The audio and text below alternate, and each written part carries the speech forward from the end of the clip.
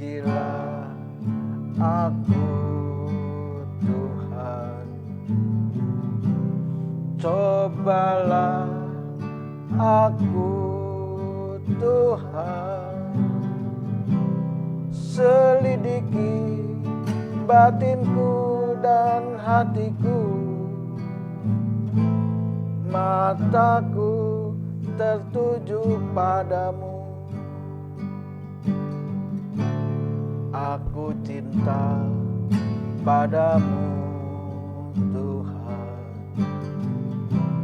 aku rindu hadirat-Mu Tuhan. Aku ingin selalu dekat padamu, menikmati kehadiran-Mu. Ku nyanyi Hosana bagi Rajaku yang duduk di tahta. Aku muliakan dan ku agungkan, Kau layak disembah. Ku nyanyi Hosana bagi Rajaku yang duduk di tahta. Aku muliakan dan ku agungkan, Kau layak disembah, Kau layak disembah, Kau layak disembah.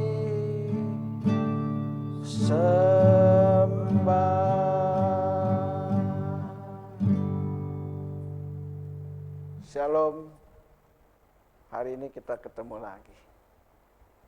Saudara, saya mau bicara soal karakter. Tujuan Allah atas hidup kita di bumi bukanlah kenyamanan, melainkan pengembangan karakter. Ini yang saudara harus perhatikan. Makanya setiap hari kita harus berani berkata kepada Tuhan, ujilah aku Tuhan, ujilah aku. Apakah hidupku semakin hari semakin layak di hadapan-Mu? Efesus 4 ayat 23 sampai 24 berkata begini, supaya kamu dibaharui di dalam roh dan di dalam pikiranmu, dan mengenakan manusia baru yang telah diciptakan menurut kehendak Allah di dalam kebenaran dan kekudusan yang sesungguhnya. Saudara, kita sering keliru dalam memelihara iman sebagai orang percaya. Itu sebabnya selalu ada orang gagal, ada orang mundur dalam imannya, karena merasa kurang puas akan imannya. Padahal saudara, dia lahir dari keluarga orang percaya. Dia tumbuh dari keluarga orang percaya. Bahkan dari sejak lahirnya sampai masa tuanya, dia menjadi orang percaya. Tapi kenapa saudara mereka mundur? Nah ini yang menjadi pertanyaan. 2 Raja-Raja 5 ayat 11 berkata, tetapi pergilah Naaman dengan gusar sambil berkata, aku sangka bahwa setidak-tidaknya ia datang keluar dan berdiri memanggil nama Tuhan Allahnya, lalu menggerak-gerakkan tangannya di atas tempat penyakit itu, dan dengan demikian menyembuhkan penyakit kustaku. Jadi saudara, ketika Naaman datang kepada Elisa, dia mendengar cerita dari orang lain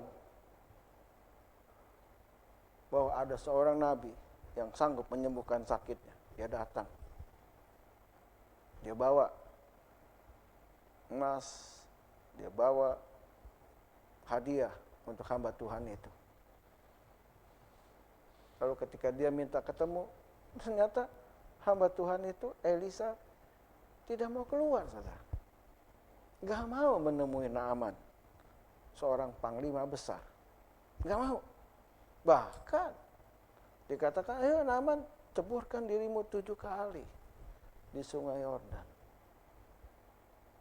Nah saudara, akhirnya Naaman langsung bermaksud ingin pergi. Ingin meninggalkan. Kenapa? Karena dia kecewa. Dikatakan aku sangka bahwa setidak-tidaknya ia datang keluar dan berdiri memanggil nama Tuhan Allahnya, lalu menggerak-gerakkan tangannya. Jadi disentuh, diurapin, digosok-gosok di atas penyakitnya. Dengan demikian penyakit kustanya bisa sembuh. Nah saudara, sebagai pengikut Kristus jangan pernah menafsirkan jalan Tuhan dengan sudut pandang kita. Manusia selalu mengejar penggenapan janji Allah, tapi Tuhan pasti akan membentuk mental dan karakter kita. Baru setelah itu Tuhan akan menyatakan mujizatnya. Nah, sebelum mental dan karakter kita dibentuk oleh Tuhan, Tuhan tidak akan pernah memberikan berkat. Tuhan tidak akan pernah menyatakan mujizatnya dalam diri kita. Kenapa? Karena Tuhan Yesus tahu saudara dan saya hanya mengejar kuasanya. Saudara dan saya hanya mengejar berkatnya. Saudara dan saya hanya mengejar mujizatnya. Kenapa? Orang yang demikian, setelah dia menerima mujizat, dia akan pergi. Ketika Tuhan Yesus menyembuhkan 10 orang yang sakit kusta, yang kembali cuma 1, yang 9 pergi. Ini yang saudara harus perhatikan. 2 Raja-Raja 5 ayat 12 berkata, bukankah Abana dan Parpar, sungai Damsik lebih baik dari segala sungai di Israel? Bukankah aku dapat mandi di sana dan menjadi tahir? Kemudian berpalinglah ia dan pergi dengan panas hati. Nah saudara, kalau kita selalu membanding-bandingkan masa lalu dengan masa kita. Kenapa dulu hidupku lebih baik dari sekarang? Kenapa setelah aku menjadi pengikut Kristus malah menjadi lebih susah? Maka saudara sama aja seperti Naaman. Waktu Tuhan ingin menyatakan mujizatnya, sebetulnya dia begitu sederhananya. Ceburkan dirimu 7 kali di sungai Yordan. Dia banding-bandingin. Bukankah Abana dan Parpar sungai Damsik lebih baik dari segala sungai di Israel? Bukankah aku dapat mandi di sana? Nah saudara, seringkali kita selalu membanding-bandingkan. Kita beribadah di gereja, kita membanding-bandingkan gereja A, gereja B, gereja C. Kita melayani Tuhan, kita juga membanding-bandingkan. Apa saja yang kita lakukan selalu kita banding-bandingkan. Hari ini saya mau kasih tahu sama saudara. Saudara mau melihat mujizat. Saudara mau melihat kuasa Allah dinyatakan dalam diri saudara. Perhatikan ketaatan lebih dari segala-galanya. Jangan pernah saudara membanding-bandingkan. Saudara, Ibrani 10 ayat 25 dikatakan, janganlah kita menjauhkan diri dari pertemuan-pertemuan ibadah kita seperti dibiasakan oleh beberapa orang, tetapi marilah kita saling menasihati dan semakin giat melakukannya menjelang hari Tuhan yang mendekat. Puas atau tidak adalah pilihan. Ya, perhatikan. Banyak orang yang menjauhkan diri dari pertemuan-pertemuan ibadah. Nggak mau datang ke gereja. Tidak mau beribadah di gereja. Kenapa? Karena selalu membanding-bandingkan. Oh di sana WL-nya bagus. Di sana pembicaranya mantap. Saya kasih tahu sama saudara. Berarti saudara mengejar manusia bukan mengejar Tuhan.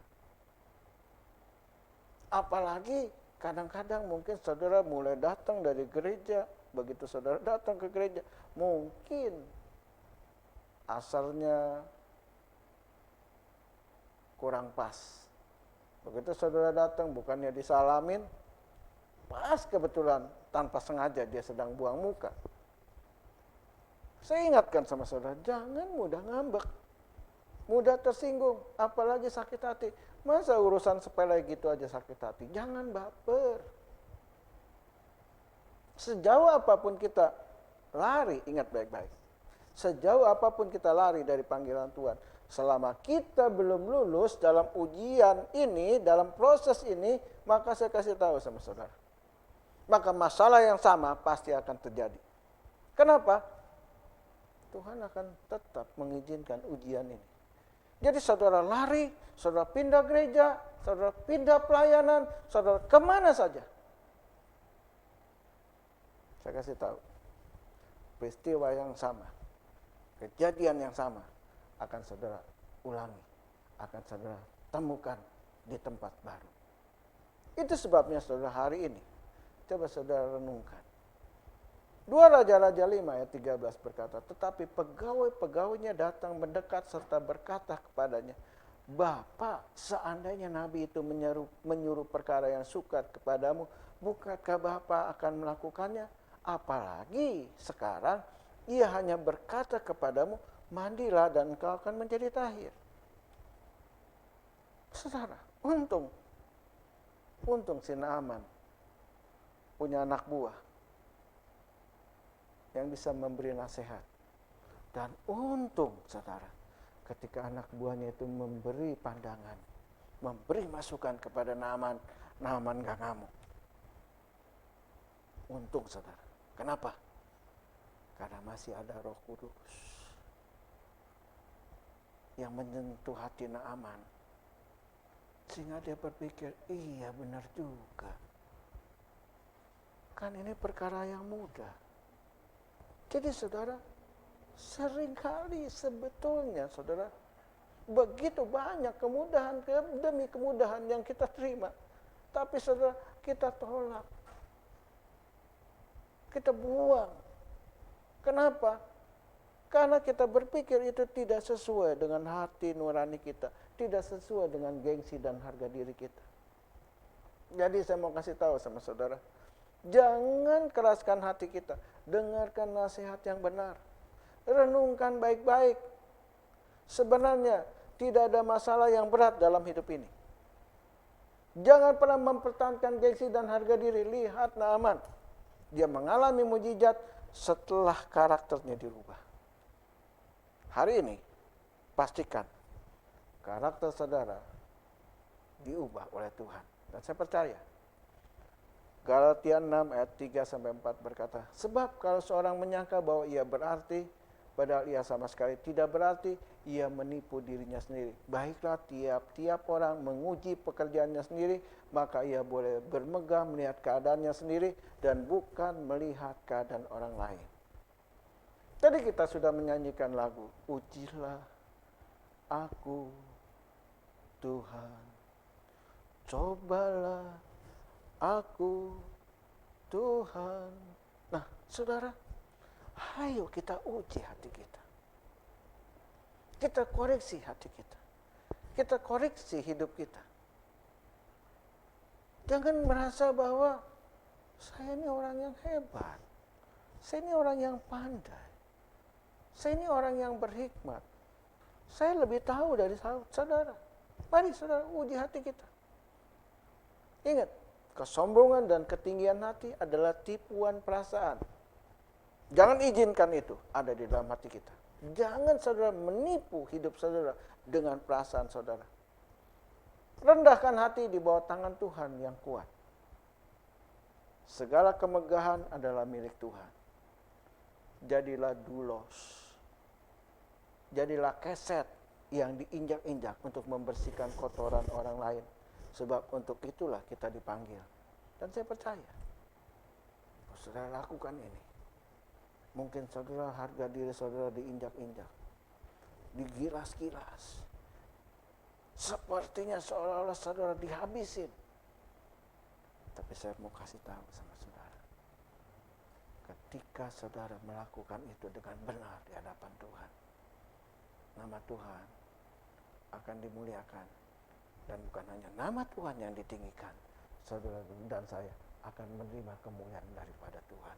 Tuhan Yesus memberkati saudara, Tuhan Yesus memberkati saya, Tuhan Yesus memberkati kita semua. Amin.